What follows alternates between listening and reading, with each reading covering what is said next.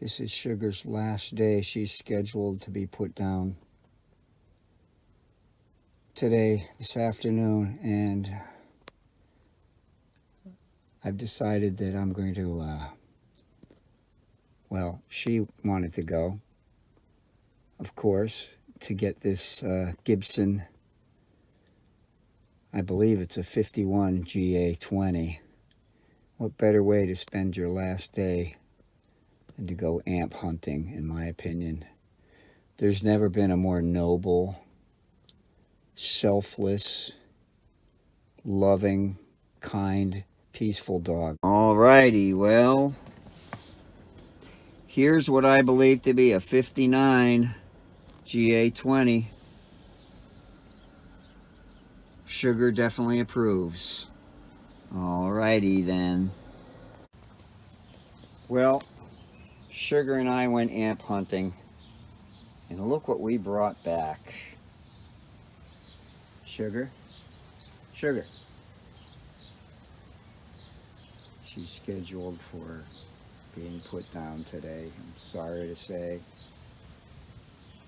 And her last find is a real golden find from a golden dog. All right, let's bring it inside, bring her inside. All right, well, let's get a good look at this GA20 that I believe hails from 1951. It's in pretty damn good shape. It's like worn through some of the coating there or whatever. I don't know, I hesitate to call this Tolex. I think it's impregnated cloth. I wonder who impregnated it. A couple of spots here. Probably gonna glue that down. Grill cloth is beautiful. Beautiful. Let's flip this around here. Yeah. I don't know if you can see that. This light isn't the greatest, but this is what I chose.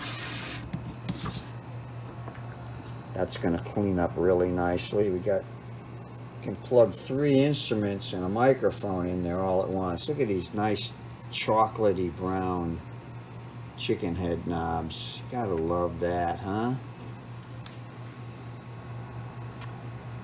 Oh yeah. June 6th, day I'm gonna remember for the rest of my life. And we got a P12R 51 lurking in there with 5Y3, 2 6V6s, and 6 SC7. The other ones I can't see the marking. I'm going to get the schematic and look it up. Boy, I love that gold label. I don't know why. It's gorgeous. Of course, the UL approved. 2-way non-polarized plug. Beautiful. And this one doesn't even have a polarity switch. Huh. All right. Well. All right. Looking inside here. Looks like there's been a little bit of work done here. This big cap was replaced. You can see how they use electrical tape. Nice. No clue when this was replaced. These things got rubber mounts. I'm toying with the idea of getting rid of those. The rubber's probably shot. Anyways. And we'll see. And this wire here looks pretty like it's getting towards being rotted. And of course, I'm just going to leave that plug. That's totally safe. All right. Onward. Based on his tech's recommendation, I hope he didn't pay him too much, because this doesn't look like anything's been done in here in 40, 50 years. I should just fire it up. because his text said, everything's great. Everything works great. Everything works great. Okay, well, based on that, I'm just going to fire it up and hope I don't get electrocuted. Okay,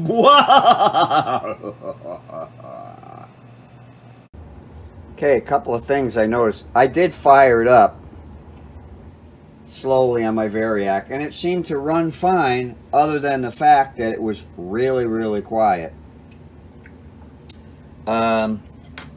First thing, I'm throwing this out, okay?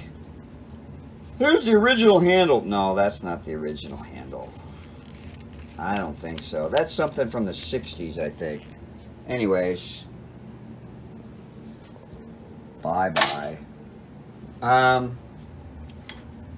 His tech said it was working fine. Now, somebody's lying. I do know one thing. Well, either it didn't go to a tech,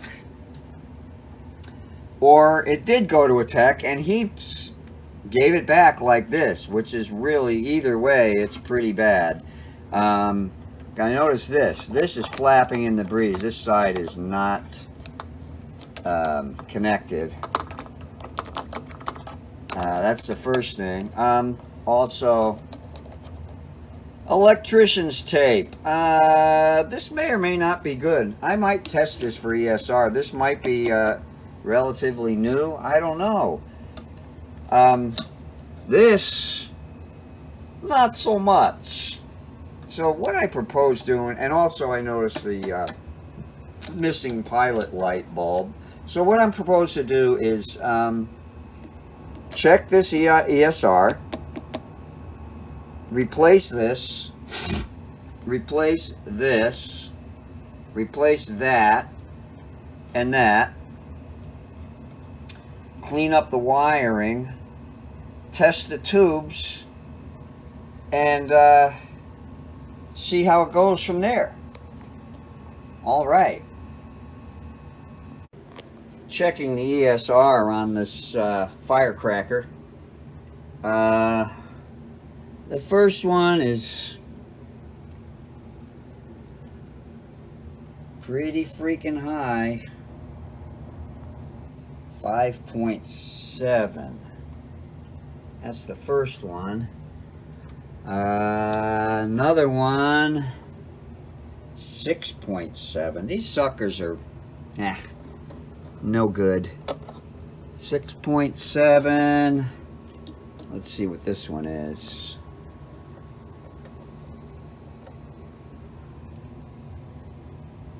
$10? No. Yeah. I'm going to look for a suitable replacement for this guy right here. It is a male. I didn't assume his gender. I can see what's going on with this guy. Okay, yeah, I'm going to look for a... I'm not going to bother testing the other ones because I know they need replacing. Anywho, I was hoping this was relatively new, but it's not. So, onward. I'm not sure if I'm going to pull this out of here, this head, but here I clipped that big firecracker cap out, and I've put a terminal strip here. I noticed there's terminal strips, so this one blends right in. I don't know if there was a firecracker there originally. Anyways, I got these nice Merson ready to go in, and I'm going to replace that. That's a 25 at 50. I got this little tiny sucker. I'm just going to tack that right in where that one is. So yeah, moving on. I think it's safe to say this is not original. If it is, it was a pretty bad factory job that was just stuck in there. It was just stuck in there, and there were some other wires in there, so it looks like someone didn't bother to unsolder. They just clipped and stuck the other one on there. I'm going to do a little better. Wow, big difference. I'm pretty sure without looking at the schematic, that's the cathode bias. Caps there and the resistors there. I'm probably going to be changing that out, man. That looks like a piece of World War I concrete. All right, but you never, it's working. Okay, onward. Okay, here's what I did so far. You know, and this is to all you repair technicians out there. At some point, you're going to have to clean some of these terminals instead of just soldering more and more over it. So I decided that was the time to do it there. Now this is the B plus going to the output transformer mounted over here. That's just temporary, of course. But what I did here was I wired in a new B plus wire here, going over to the first, second, and third filter caps. So I put all new B plus wires here, going to their various places. I tacked this back where it was supposed to be, this 05 leaky, probably gray. And you know, it was getting a little convoluted, and sometimes what I like to do is just take a little break and fire it up now that I've got new caps in there. Yeah, I did put a new cathode bypass cap there. And I just want to fire it up with a signal generator just to make sure it's working. And then I can proceed onward instead of wondering, what did I screw up? So here we go. Got the current limiter plugged in to the Variac amps plugged in. Of course, I still have a two-way. I didn't address the primary winding yet, but I'm going to crank this up just the way it is. I put a new bulb in over here. As I was saying, I'm gonna crank this up. Here I go. I'm gonna crank it up slowly. Got it up to about 50, 60, no glow so far. Going up to about 80. I do detect a little bit of color coming into that pilot light, so that's good. I'm up here about 90 volts now, no glow from my erstwhile current limiter. 100. I like to go up slow with all this new wiring in the B plus. Okay, I'm up to about almost 120, and I hear a faint hum. Look at that. The pilot light's working now. Yay! And got a really strong signal there. Base controls working. Yeah. Okay. All right. Now here's what I'm proposing to do regarding the transformer. I hate this when there's this umbilical cord just wired over here. What I propose to do is hunt around and find a little jack, much like what Gibson, the organs, Gibson and their organ people, organ manufacturers make, and maybe screw it on there and have a fresh umbilical cord. I don't like this. This is B plus in here, and this looks really ratty. Someone could get a good zap going in there. So I'm going to see if I can find some kind of little phenolic plug to mount here, so that the cabinet, or sorry, rather the head, can come in and out with just an unplug instead of 3 wires being unsoldered and then where did that wire go? You know, so yeah, let's see if I can do something like that. Alrighty then.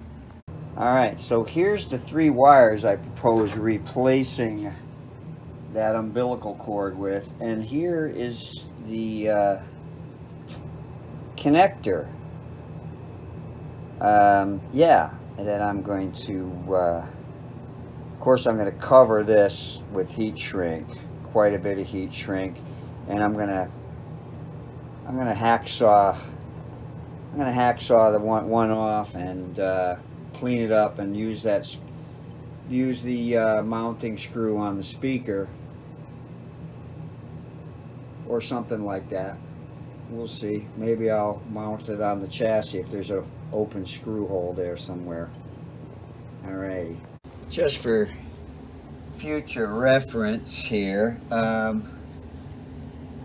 I've labeled the one wire, the B+, which goes right here. And then I've labeled the other wire left, which is this kind of bluish greenish, and right, which is this kind of orangish wire here. And the left one is going to be blue and the right one's going to be orange.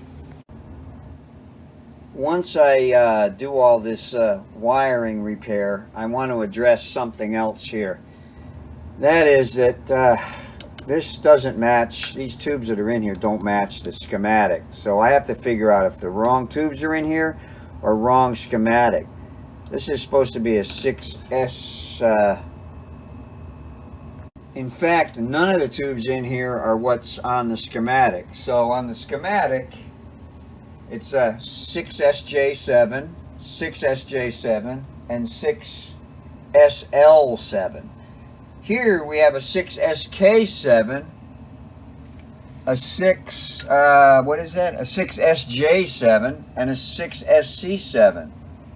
So this is the only one that's correct according to the schematic. So yeah, I'm going to print out the tube data sheets and compare the wiring and everything, because I think they are different. I don't think they're good substitutes. So, but I'm going to be sure when I look it up. I don't have this memorized. But that's, I'm going to leave this for now until I replace most of these caps and the wiring. Check this resistor and check the bias. See if what the patient's doing here. Okay. So I'm going to go ahead and take this out of the cabinet, and I'm telling you, unscrewing this screw here, this flathead screw, it feels like it's never been out of there.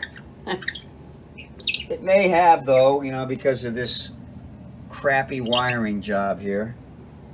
Somebody worked on it, I know that, but it was not a lot of work that's been done. They basically just changed that filter cap, I believe. All right, I got that head out of there, and as long as some Black Widow, fortunately, there is a little mouse remnant there. Fortunately, the mice didn't do anything really much in here other than poop and run, it looks like. So I'm gonna pull this speaker out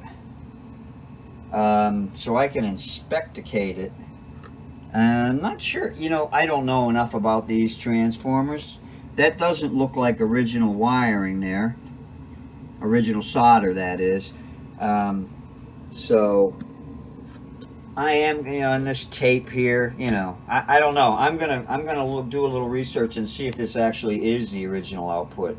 It may not be. We'll see. Well, as the kids say, OMG. This cone is in perfect, pristine shape. Beautiful, beautiful. Rings when you tap it. This is good news. Oh, that's gorgeous. Man, is that gorgeous. Okay. I'm just going to brush it off, brush the inside, and put it back in there. All right, a couple things on the cabinet restoration. So, I noticed right here, 3 of the 4 screws are missing. I have some tiny little screws. These are smaller than what Fender uses. Just a little bit smaller. I have some that are a tiny bit bigger that I'm going to replace. I have 4 of them. And regarding the handle, someone drilled out the rivets that held the original handle in, which I threw out. I have this is not in perfect pristine shape, but I propose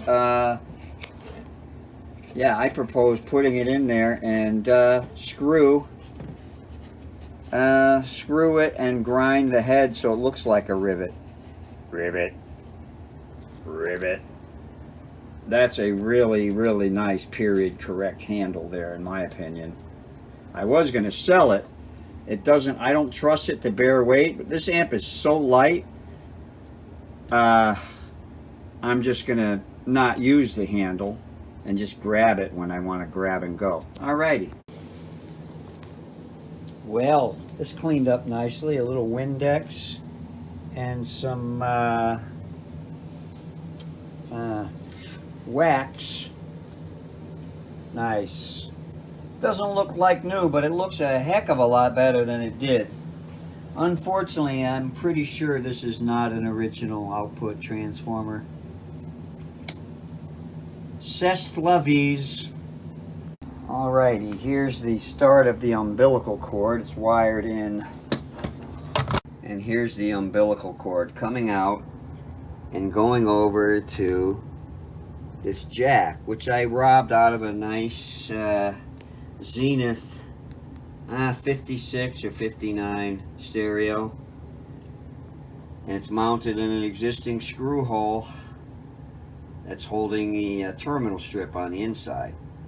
Nice. Alright, I just went ahead and replaced those crusty wires. Here's the jack. And I triple checked all the wiring to make sure they're wired correctly, and let's just hope this is a good output transformer. Alrighty. As long as I'm here, I'm going to go ahead and replace this cheese dick stereo wire or whatever this guy just tacked on here. Terrible. It's not even wrapped in there. Oh well, I'm going to get that out of there. And that's what it's going to look like. The plug is nestled in there. See, I'm like that. And it's going to be way cooler. No one's getting zapped. Alrighty. Beautiful. You simply unplug. The head comes out. I'm on a crusade to eliminate all things cheese dick. Alrighty. Onward. Like this.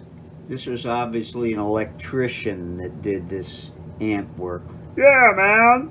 Put a little tape on there. And, you know, it did last for a long time, but holy crap.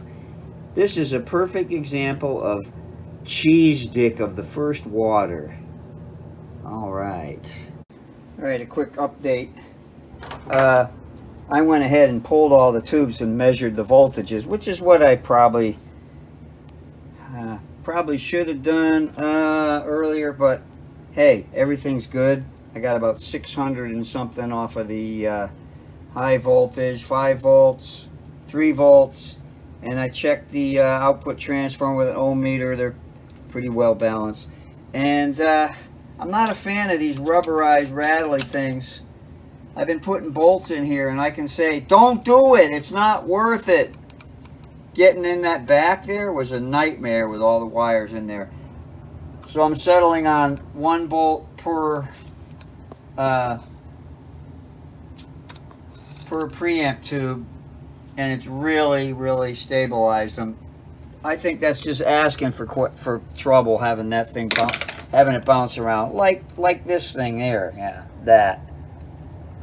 Okay, stuff like that, you know, this stuff is already hanging, flapping in the breeze. So, yeah, I'm going to put a nut and bolt on the front one of each one of these, which is going to, you know, just stabilize it some.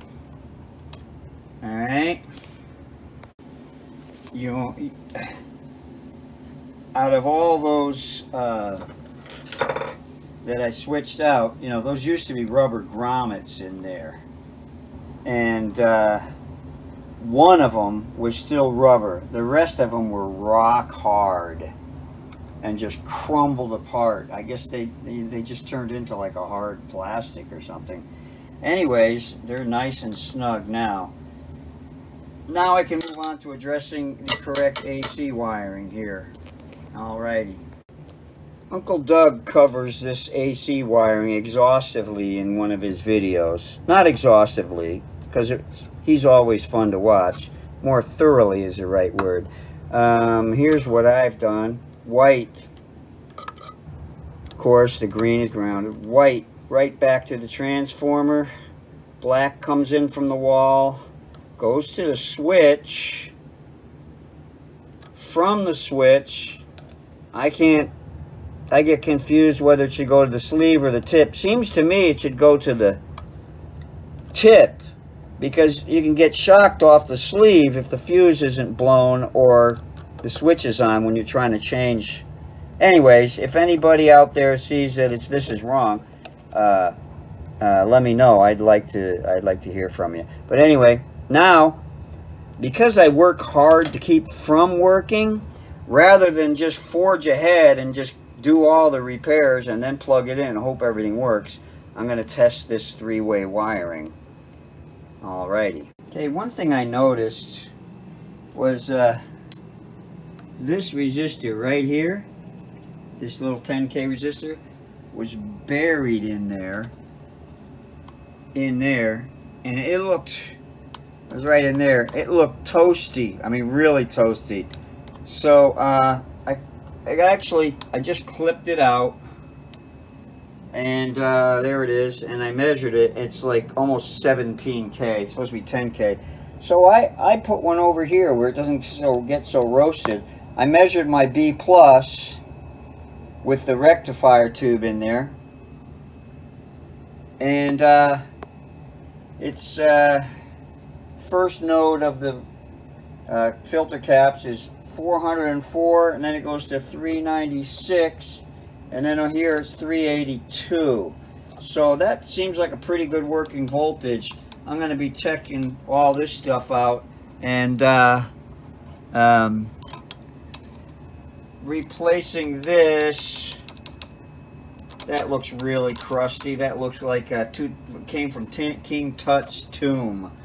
So I'm going to double check what that value is supposed to be and find something else that's going to just fit in there and be the proper value, because it may be right, but man, it looks ancient.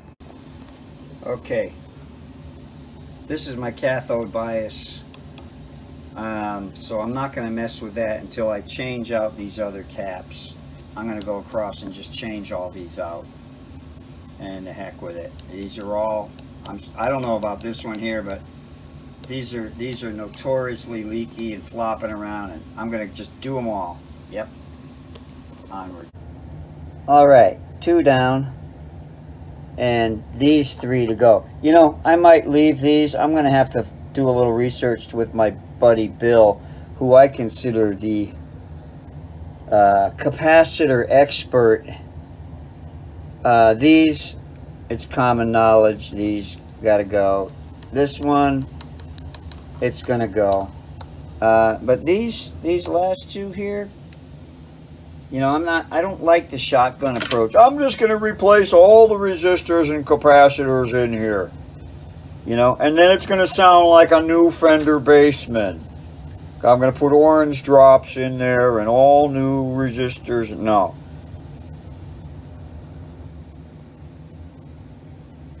No, I don't do that. So, but I am going to replace those big waxy guys in there and that little white one. Alrighty. Okay, just to keep an eye on things here. So, I'm replacing this cap, which is going to go here, on this pin here, over to here.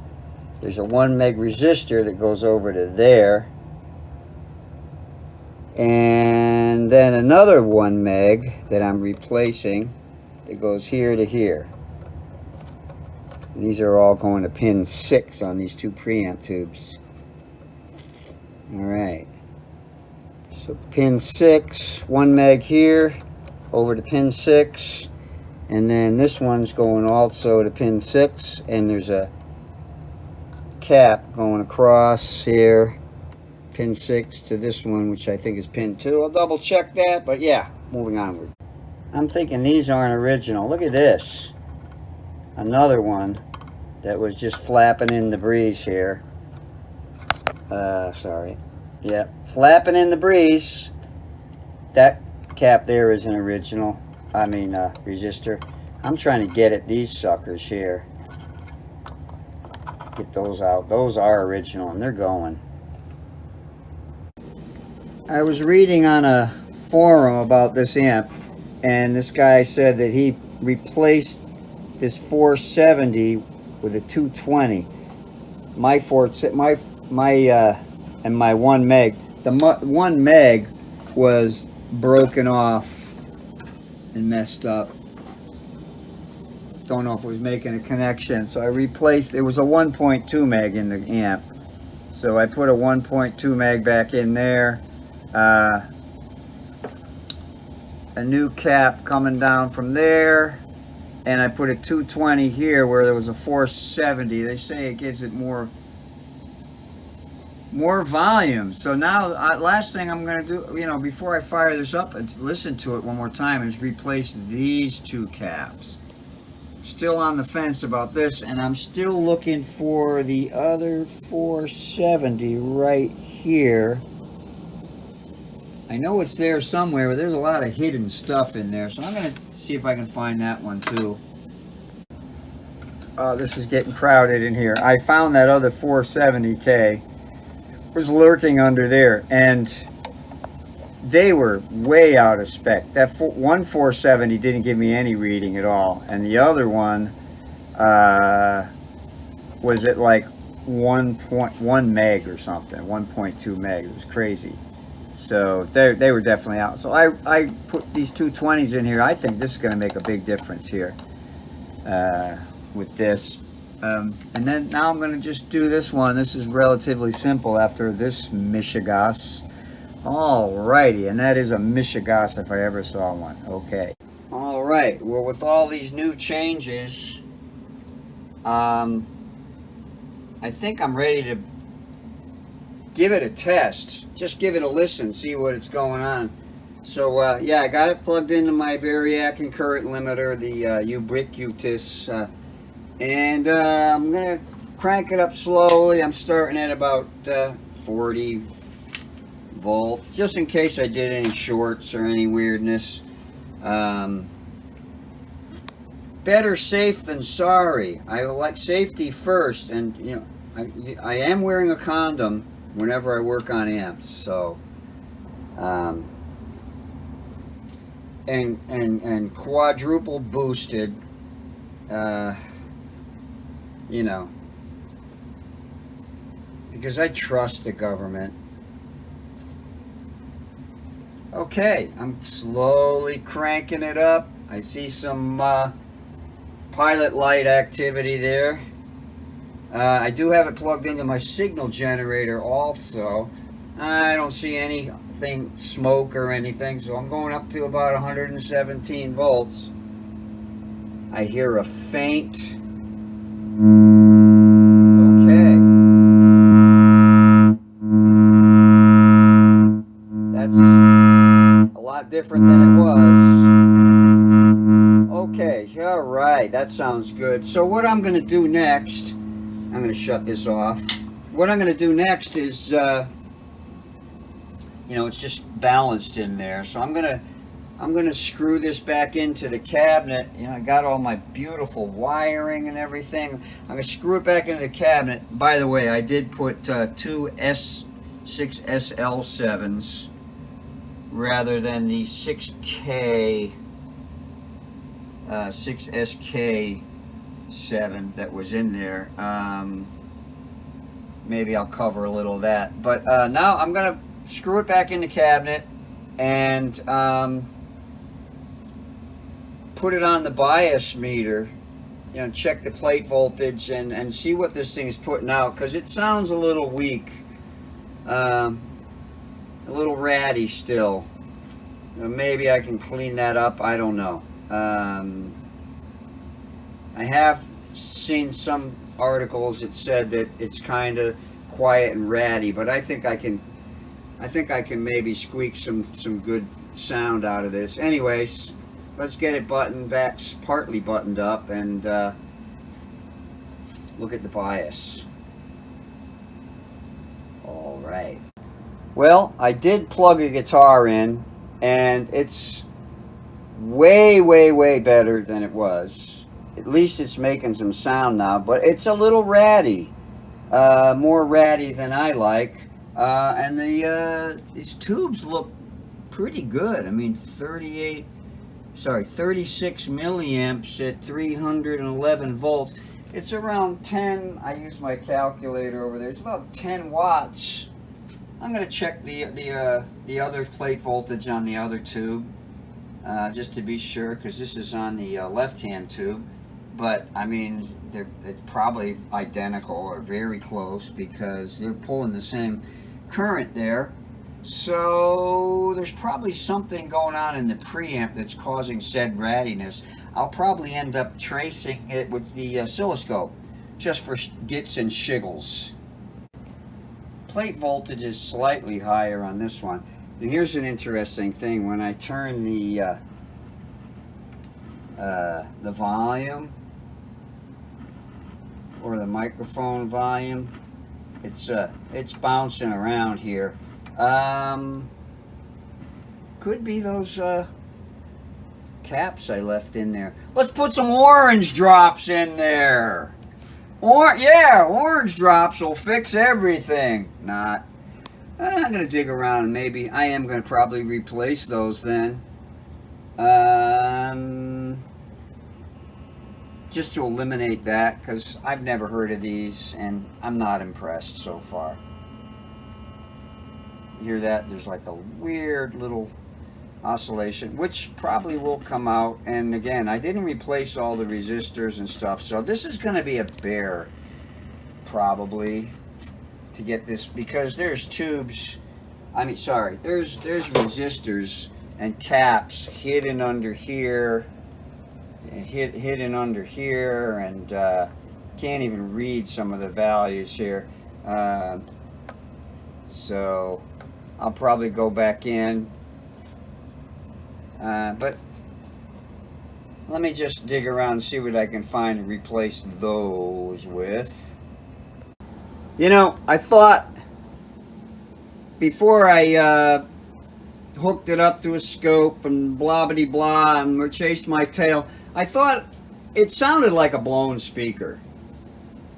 You know, so I hooked it up to my trusty 8-ohm JBL nestling in this cabinet down here, and holy crap, I mean, it's not a deluxe reverb, but it cranks pretty good. The speaker is definitely tired, original cone, and it's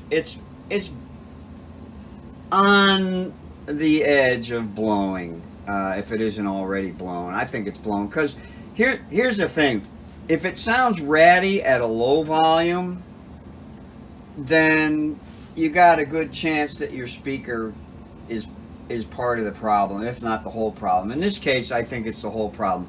So to the amp tech, imaginary or otherwise, out there that looked at this and said everything was fine, yeah, I hope you didn't pay him too much there, former owner, because everything, as you can see from this video, was not fine. Okay? You had toasted filter caps, you had loose connections, toasty cathode bias cap, a weak rectifier tube, wrong tubes in the preamp, but other than that, it was fine. Alright, so I'm going to button this up, maybe hunt around. I think I got a P12Q that I might slide in here, you know, and put this in a box and get it reconed by Theo at Midwest Speakers at some point. I'm definitely not going to put a JBL in here, but I think a P12Q might be a better fit, and I think I have one with the gold foil on there. So I'm going to rummage around, but I'm not going to do that yet. Yeah. All right, here's what I'm doing. Got a P12Q from 1953 with a fresh, beautiful recone on there from Midwest Speakers, courtesy of Theo and Bill Odell's beautiful cones and all his reconing kits and stuff. Really, really nice. And that should be good. The output transformer is going to go right on there like that. The bell is going to nestle in there between the tubes, and everything's going to be wonderful. And there it is, beautifully mounted, just like it came out of the factory that way. Man, that fits in there like it came with it. You know, speaking of dates, I wasn't able to really pull a date off of this. The pots had some weird codes on there. I'm going to take a close-up of those before I button this up and see if I can identify those date codes on the pots. Well, I'm not done yet. After careful consultation with my capacitor guru, Bill Odell, and his vast experience with his Sencor capacitor analyzer, he has told me that these Duranites are one of the worst on the planet. So, for the whole of all that's lovely, I mean the love of all that's holy, I'm going to remove these.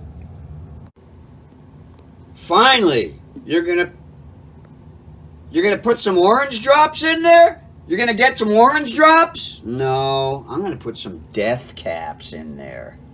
Oh yeah, death caps. Have mercy.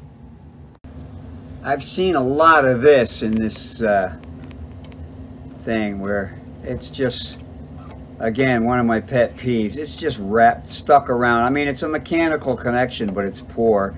And they've left all the wire in there. You can't see that, but they've left all the old wire in there when they replaced that cap. Just get in there and get that out of there, man. Rant over. How hard was that? It took me like 3 seconds to get that out of there. Here's another one, just a big glob of solder there with the old wire and wrapped around. It takes so little extra time to just do it right the first time. Snore. All right.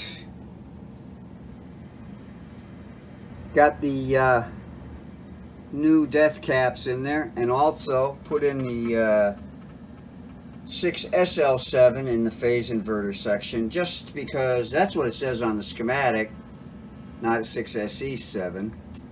And I'm gonna try it now. I'm gonna try it. Okay, here it is, the long-awaited, effervescent sound demo. I'll give you a hint.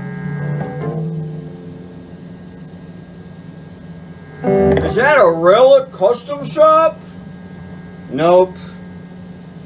This is an original. This is my guitar that I've taken all over the world. I just did a little demo about it. So, anyway, here it is.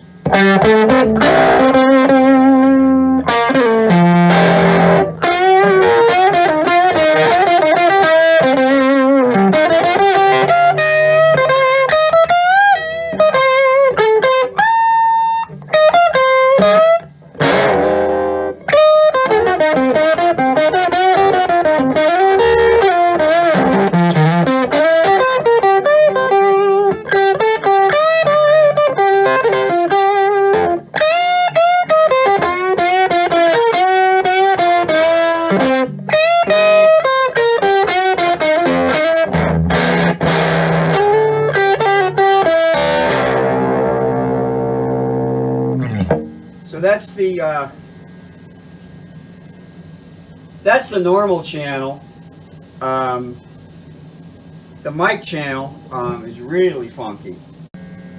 Okay, sorry about the buzz. You know, I got these overhead fluorescents.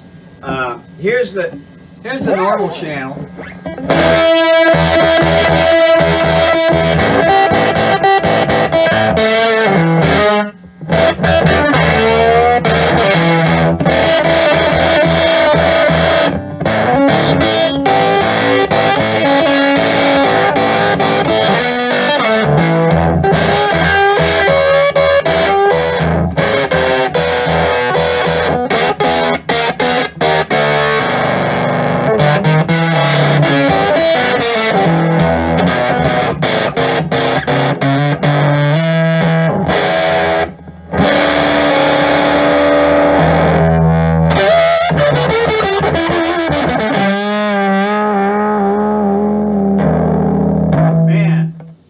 Some hair on it. Okay. Thanks for hanging with me till the end of this video. And I think that I've restored this Gibson to its former glory of sorts. It doesn't look the same inside that it did. I think it's improved from what it used to look like. But I'll let you be the judge of that. And, you know, this is made for humans, by humans. AI was not used in any part of the making of this video. And hopefully AI can go off in the corner and enjoy AI products while we humans continue to make stuff for each other. Anyways, thanks for watching. Hope this helps.